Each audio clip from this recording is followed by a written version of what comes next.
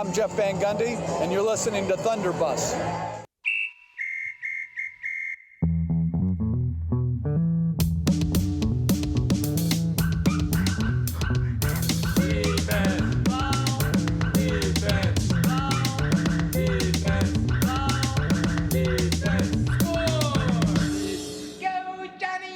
Welcome to Thunderbus with your hosts Watson and Bones. I'm Watson. And I'm Bones. We get serious about the Thunder on this podcast. But we don't get too serious. Bones? Yes.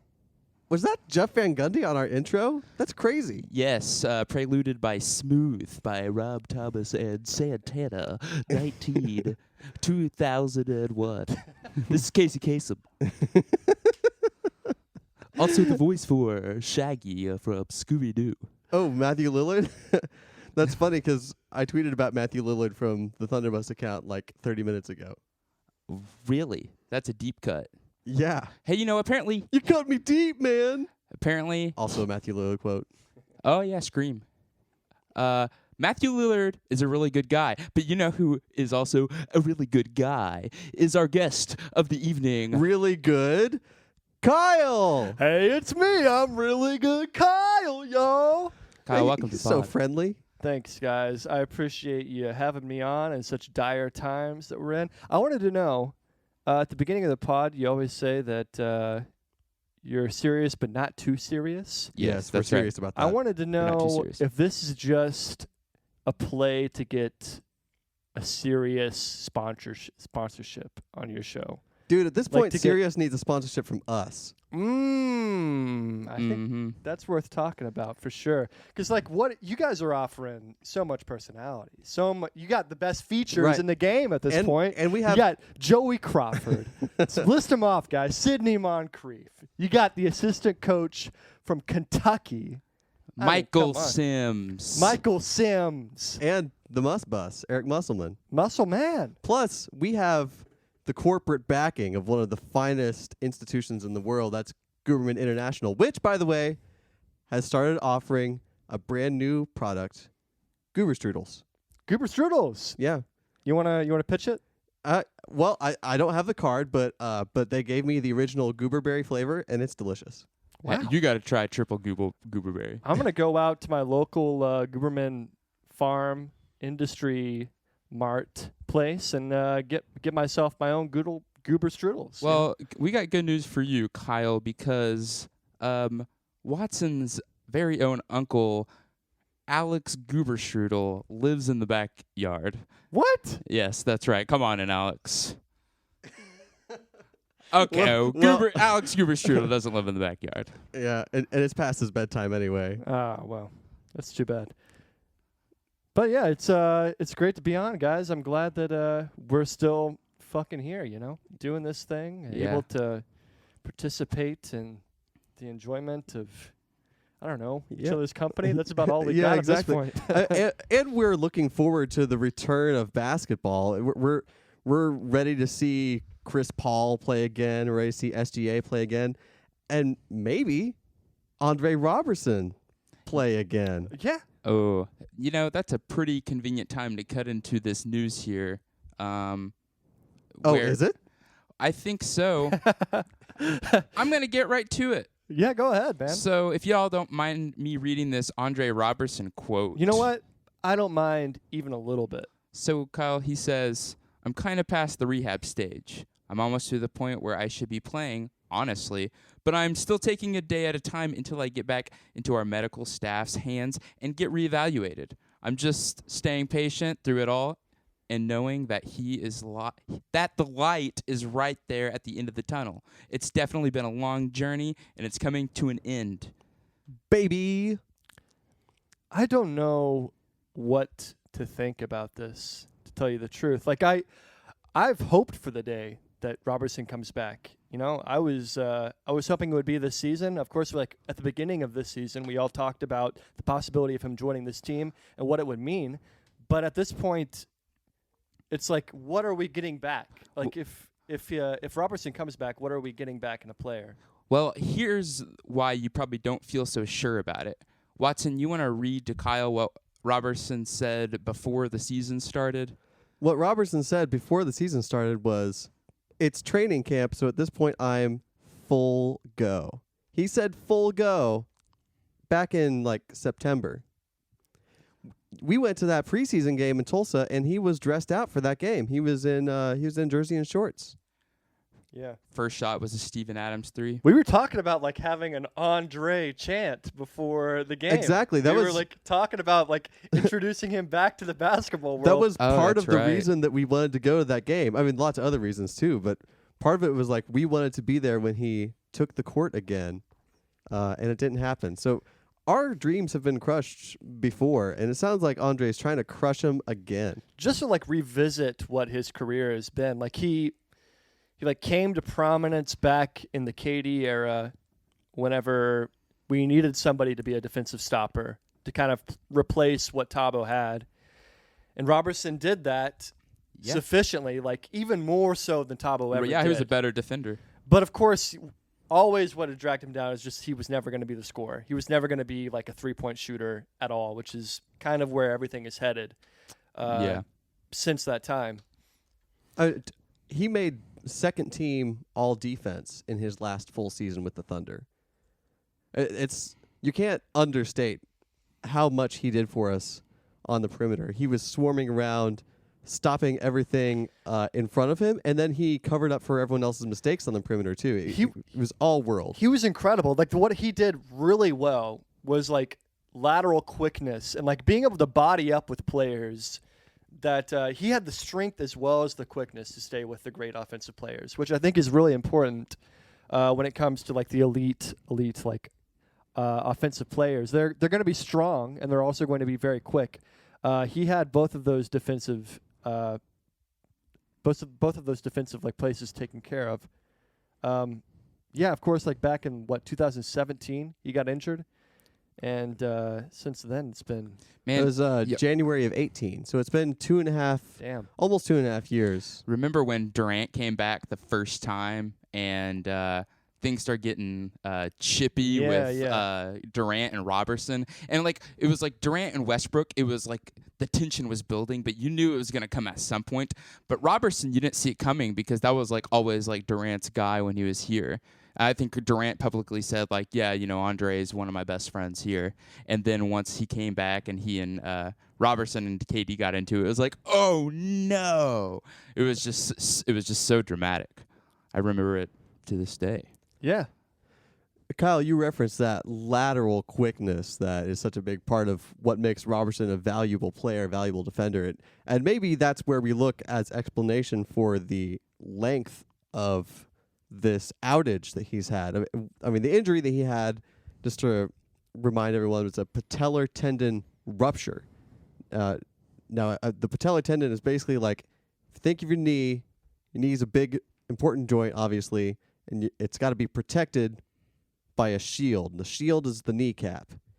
But in order to keep that shield in place over the knee, it's stuck basically in a huge rubber band. The rubber band stretches over the knee and keeps the kneecap in place, and the rubber band just fucking snapped in half. And that's obviously a pretty traumatic injury, and it takes a long-ass time to heal. So it's not surprising that it's taken a long time. What's surprising is that at this point, there's talk of him returning. Because I mean, we all assumed that stick a fork in him, Jerry. He's done. Well, yeah, because he was out for 2 years. Plus, What it was like February of 18 that he January. injured. It's been long enough, and it was even to the point where he went to LA to rehab in the middle of the season. Oh yeah, and which if you're was doing that, that was like game over at Yeah. that point, right? Like game over, man. Game over. It's like an old person going to Florida. He's gonna go down to Key West, gonna strip on some strawberry daiquiris, and not play basketball. be with Rachel Demita. He's gonna take his lack of talents to South Beach. Yes. However, Roberson, it's looking like It's Slobberson. I'm sorry, Slobberson. That's the real reason he's not playing. Is he's like incontinent, but for saliva. He just can't keep that slobber in his mouth. Yeah. Can't keep it in The there. ref's like, not now, Robertson. Yeah, this quote that we read earlier, it was actually like unintelligible when he said it. It was just Yeah, I imagine like the towel boys would just have to follow him all over the court if he was, playing defense or whatever. There would be no opportunity. No, maybe this is why he's going to be able to play again. Is like when the NBA comes back, all the players are going to be wearing masks. So he's going to have like a towel stuffed in his mask. It's just going to soak up all the slobber. Well, maybe he'll be renamed from Slobberson to Sluggerson because he'll be like a slug, just leaving a trail of his slime everywhere. Let's say that this quote means what it appears to mean, that let's say he gets cleared to play. Mm-hmm. His body's ready. Does he play this season? If the NBA comes back this year, let's say the Thunder are in. Let's say that like this is it. Yeah, let's say they have like a 12-team playoff or something. Whatever scenario that allows the Thunder to play this season, does Roberson play? You gotta say absolutely not. Yeah, right. It would be incredible if he did, and if he was anything like he was, that would be insane. He would just, of course, he would slot in right at where the Dort position is right now, right? That's exactly where he would be. I think he would come off the bench. Where I see Roberson in his idealized best case scenario form helping this team would be at the backup power forward spot, because that's where we've been playing Bazley all year. We love Bazley. He's shown flashes, but he's still young. He's inexperienced. It's not proven. And, he's been up and down throughout the year. If Roberson were in game shape, then I could see him giving us more at that backup 4 spot than Bazley would be capable of in the playoffs, in the crucible of the playoffs. See, my hang up there is what defines game shape.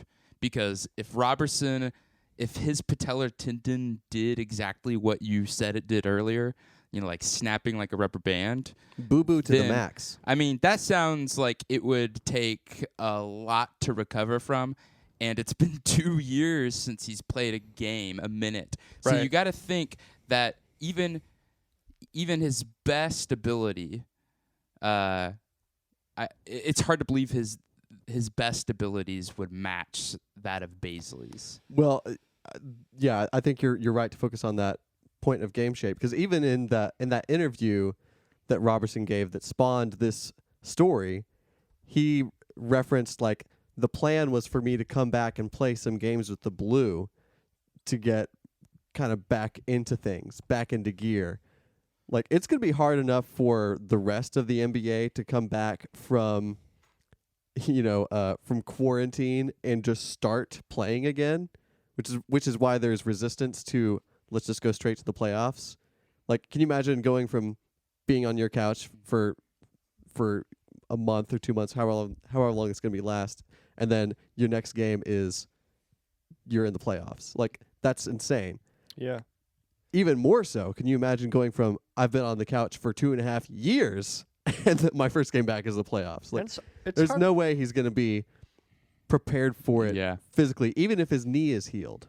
Yeah, he's that's just not true. going to be in shape. And his best, the best thing he brings to the offensive side is his athleticism. Right. And so if that is hindered, then it's hard to imagine that he'd be out there over Bazley. The only argument I have is just that I don't think Bazley is really giving us anything substantive if he's getting playoff minutes. That's a good point. Yeah. Which makes me think that Bazley just wouldn't be getting playoff minutes in general. We would shorten the rotation and we'd cover that 4 spot somehow. Maybe we would play Muscala over him. Maybe we just wouldn't play a backup 4. I forgot about Muscala. Oh, man. He's still out there. Yeah. He's trying to survive right now. Yeah, never forget. I was just watching some 2016 highlights from the presidential debate. Yeah, right. And that was something in and of itself. And you wouldn't believe it. Can Look her up. Look. Yeah. Some of them, I'm sure, are very nice people. But the conference finals Andre was a fucking monster, like on both ends of the court. Like he was able to. Something that I think is underrated about Andre's game is his passing ability, his like court awareness of where to be and like where to pass the ball after he gets it. Because he's never been a scorer in any sort of like sense of the word. So he's kind of had to have these other facets of his game. He's got to fill in the cracks. Right. And I think those cracks, as you said, had to be filled in by his athleticism. Mm-hmm. Cracks. But that athleticism, I feel like, has been withdrawn at this point. You know, with 2 years gone from the sport, you can't help but think that this guy might not ever reach the point he was at before. And also the passing that you mentioned, like that's something that has to kind of develop, over reps with guys. Right. You have to like be comfortable with these people and like know where they're going to be, what their strengths are at. Right. And he developed a rapport with that 2017-2018 team. He was doing real well with that. But he was playing with Melo, PG, and Westbrook. It's 2020. Those guys don't play for the Thunder anymore. He's never played a single minute with Chris Paul, with Danilo Gallinari, or SGA. Absolutely. He might as well be starting for any of the other teams. We might as well be strangers. Yep. Is a Keen song. He would be more comfortable starting for the Rockets than the Thunder right now. I mean, that's it's true. Huh. Yeah. Or Brooklyn, because he'd be on the bench with Kevin. So it sounds like we're kind of at the conclusion that unless they play the entire rest of the regular season and he gets to get reps that way, which I don't see happening, he's not going to play this year. We're agreed on that. No, yeah, he will not play. It would be incredible if he did, but miraculous at that. It's just like it's unlikely. So unlikely. So if he's not playing this year, does he have any future with the Thunder? Because his contract expires this season. No. He'll be signed somewhere else, I imagine, if he's able to like get a workout of some sort, and if he proves some sort of like viability of athleticism or like anything, maybe. But I feel like his time here with the Thunder is done. Well, if you think the Thunder won't give him a chance, I don't think any team will. I feel like the Thunder is the only team that will give him a chance right now. And if the Thunder don't give him a chance, it's hard to believe any other team is going to give Andre Roberson a chance. Yeah, he's 28, so Shit, really? Yeah, he's 28. Damn. Here's I'll give like kind of like the pro and con arguments for him coming back. The pro argument I think would be he'll be cheap. I bet we can get him for like $3 million a year or something like that. Dude, better less than that, I'd hope. Maybe. He has no bargaining power. Like you said, Bones, we're the only shop in town for Roberson's slobber bobber Robersons. Yep, the slobber bobber Roberson. Sluggersons. Or if Russ vouched for him and demanded that he play alongside Roberson or something. Oh, That's true. He could be a Rockets. He'd be a good five. He could be a Remora fish for the Rockets. He'd be a good five in the Rockets. He'd be the Rockets' big man. And then more points on this pro argument is he is a PhD of perimeter defense. We saw the effect that he had on Terrence Ferguson, who we'll discuss later, in improving his perimeter defense. Like, he mentored Terrence Ferguson and helped him improve a lot. And the Thunder have displayed in the past that they value stuff like that. Like with Nick Collison. They kept Nick Collison around for a long-ass time because of his kind of institutional value to the team and like his value in the locker room. Roberson is one of the two longest tenured players on the team. He and Adams have been with the Thunder longer than anyone else. It's advantageous to have an old head like that when there's so many new faces, and we're going to get more new faces in the door in the coming years. Yeah, I mean, that is true. But specifically with this team, it sounds like Roberson wasn't. I mean, it sounded like he stopped traveling with the team, And so you wonder if like that time just, I mean, if he's not traveling to the games, he's not hanging out in practice, he's busy rehabbing. Right. I mean, maybe that had more to do with the rehab, like not making progress in Oklahoma City, Right. than it did with the team. We don't know. Yeah. The con argument is he's old, he's had this devastating injury, and we're a team that's trying to just take flyers on as many wing guys as possible. So roster spots are important. Every roster spot that we give to someone who's not part of our future 2, 3, 4, 5 years down the line is a missed opportunity to find the next Dort. So those are kind of the pro and con arguments, I'd say. Yeah, you don't want to take up a roster spot with somebody who you just know rather than somebody who might have potential. Speaking of players that we thought had potential, it was a big news day for the Thunder. In the desert of NBA news, we happened upon an oasis of 2 palm trees, each one representing a news story. The first of which was Roberson, and the second one was this Ferguson bullshit. Yep. Just fucking crazy. Yeah. Out of nowhere. Ferg was accused. Of what? He was accused of rape in 2018. But he wasn't charged. He was not charged. Police investigated, didn't find enough evidence. So the announcement, I guess, was that the prosecutors that like were representing the state said we don't have anything to charge him with, which is good, I guess. Yeah, no, I mean I'm sure it's a weight lifted off of Ferguson's shoulders. Yeah. And well, and you gotta, I mean, you think looking back on it, there were a few times where there were some spurts of games where Ferguson was out for personal reasons.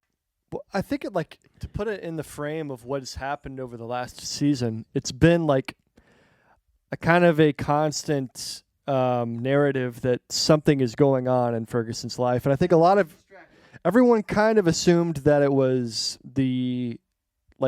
he had this whole thing with like his kid was in the middle of this big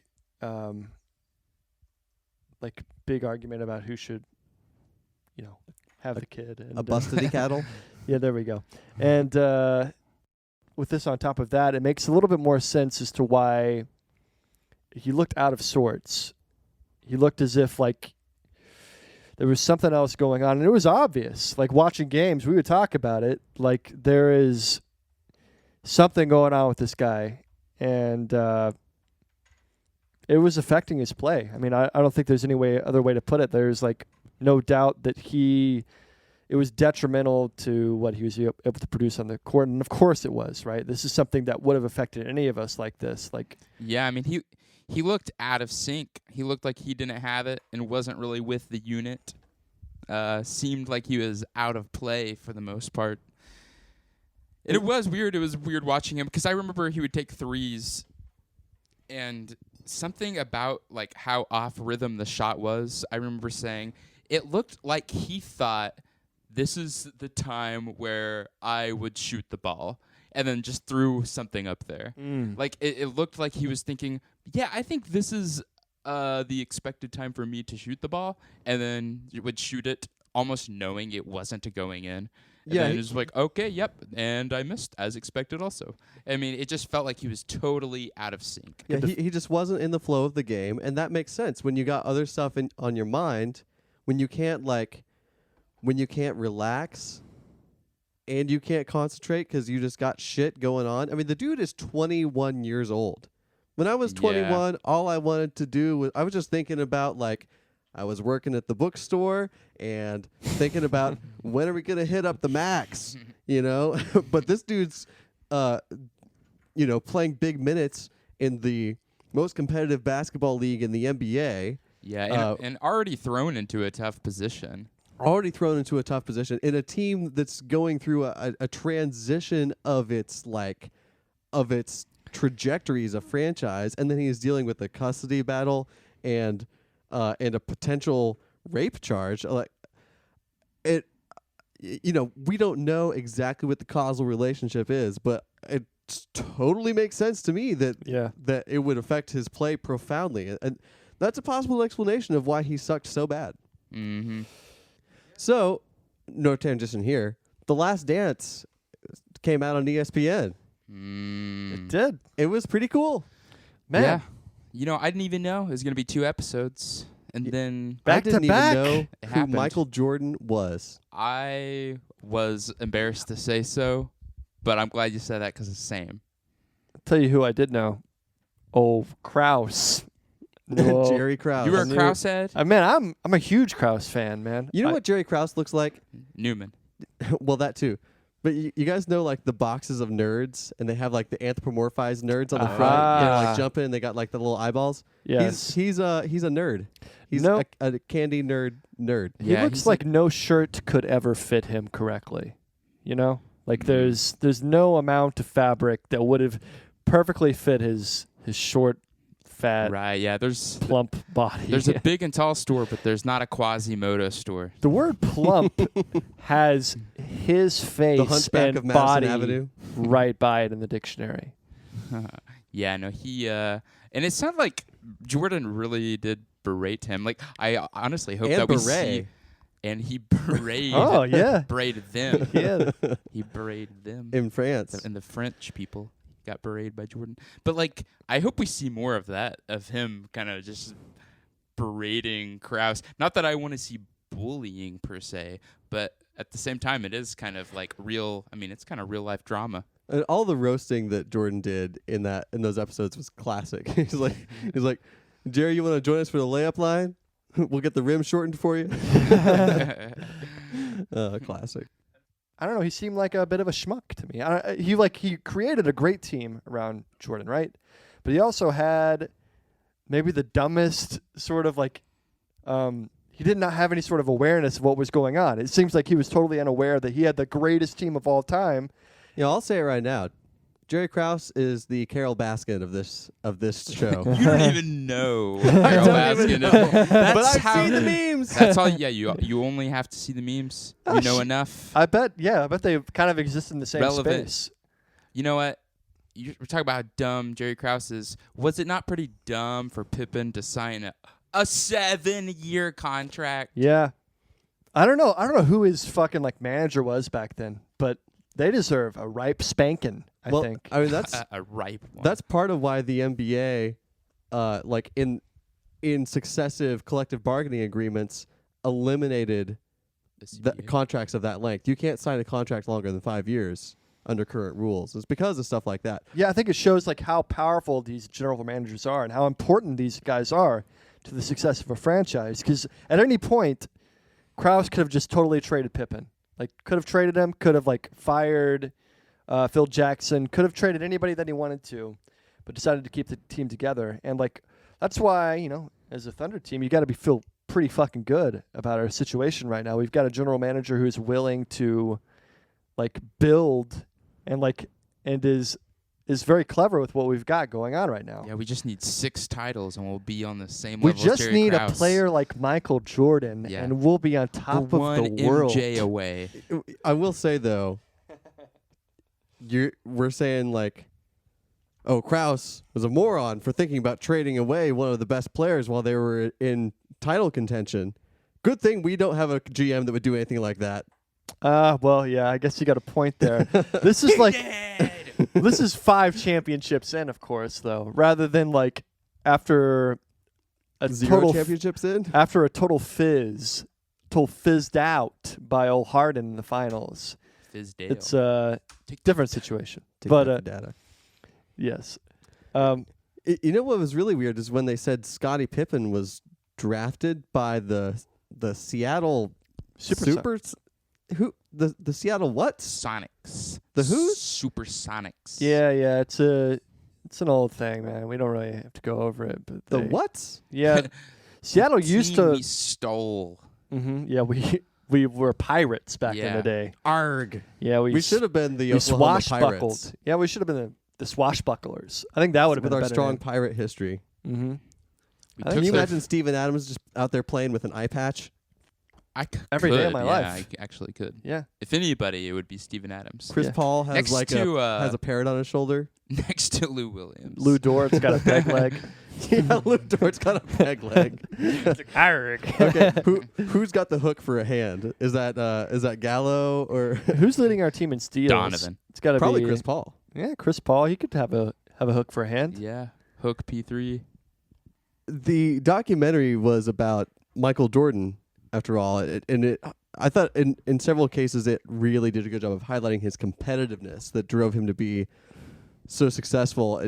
Obviously, he also had elite athleticism, but those weren't the only two ingredients that drove him to be as good as he was. Because he also had like discipline, and he had because he held himself to such a high standard and a high level of discipline, he was able to demand that from his teammates as well.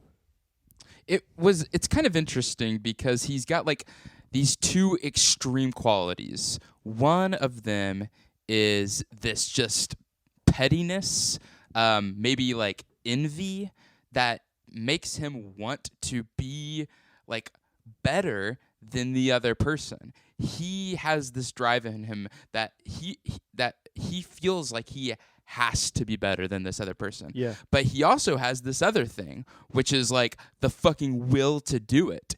And that's what a lot of people don't have. A lot of people want to be better than this other person, but since they don't have the will, they sort of like find this, peace in just accepting what you could say is failure. But Michael Jordan had the will to actually do it and did it and became better than everybody.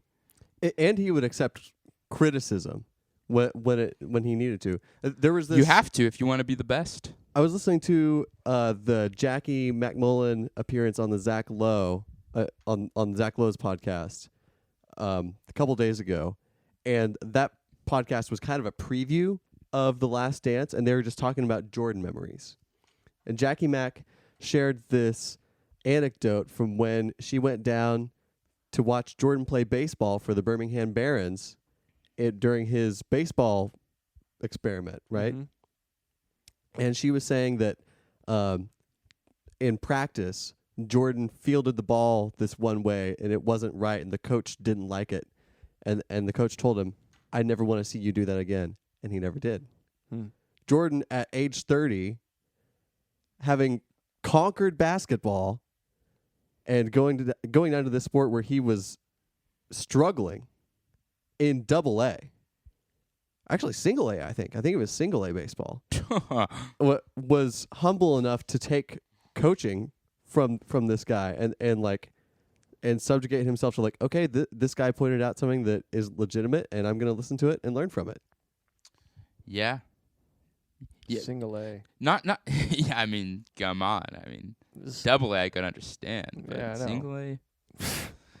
Allen's got more A's in it than You mean the name Allen. Alan Jackson.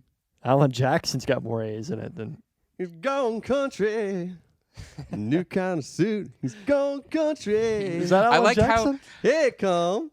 I like how Watson is never the music guy, but then all of a sudden Alan Jackson gets brought up, and he can throw out a fastball. Toss it out.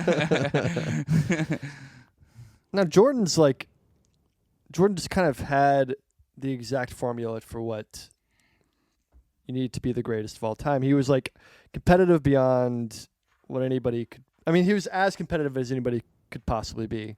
And he had the will to do it, but he also had the skill set and the ability to do it. That too. It's if he didn't have this athletic ability that was as good as anyone has ever been able to produce, in the NBA. I mean, somebody like Russell Westbrook, he's as athletic as someone could possibly be, I feel. Yep. And he's as competitive as someone could possibly be. I mean, I see him on the court, I saw him play for the Thunder for however many years, and he seemed as if he was always trying to win no matter what. He still is not able to reach that greatness, even though he's peak athleticism, peak effort. There's just something else to Jordan's game that players aren't able to reach. And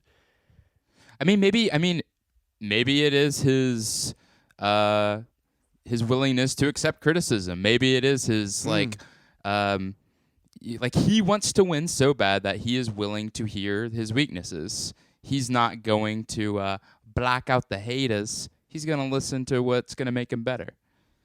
Yeah, and he was the best. Yeah. I feel like with kind of this, Jordan is kind of the number one thing on the NBA landscape right now, correct? Because there are no games going on. Nothing this else series going on. coming out. Next So to Roberson. There's yes. And Ferguson after that. There's Yeah, been a Roberson, lot. Ferguson, Number Jordan. 3, actually.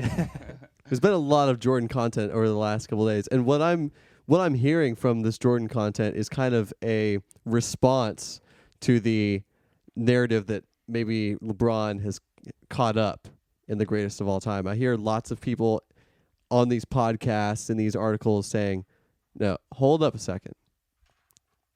You guys don't remember how good Michael Jordan was." Right. And I feel like, after watching those first 2 episodes of The Last Dance, I think, these people might have a point. Yeah. Well, it's going to be interesting because Michael Jordan himself said, once you guys watch this whole thing, you're going to hate me. And so we're going to see a part of Jordan that makes us not like him as much. But at the same time, we're going to be seeing footage in this 10-part documentary of him being just a fucking great basketball player. So you wonder what's going to take precedence over the other. I think we all knew that this guy is a bit of a douchebag, though, right? Like, we've all heard stories and shit of like. But when you see it on it actual, will be different. TV. Yeah, But at the same time, all you got to do is just go watch that speech that he had at Kobe's memorial, and you're like, oh, he is human. yeah, Because that was a fucking awesome speech. yeah. That Well, was an all-timer. I got one question to ask you guys. Are we human? Or are we dancer? dancer? The sign is vital. Hands are cold. That's the last stop on the bus today. You can follow us on Twitter at Thunder_bus_pod. Until next time, thanks for riding the bus this week. Dancer. Thunder up.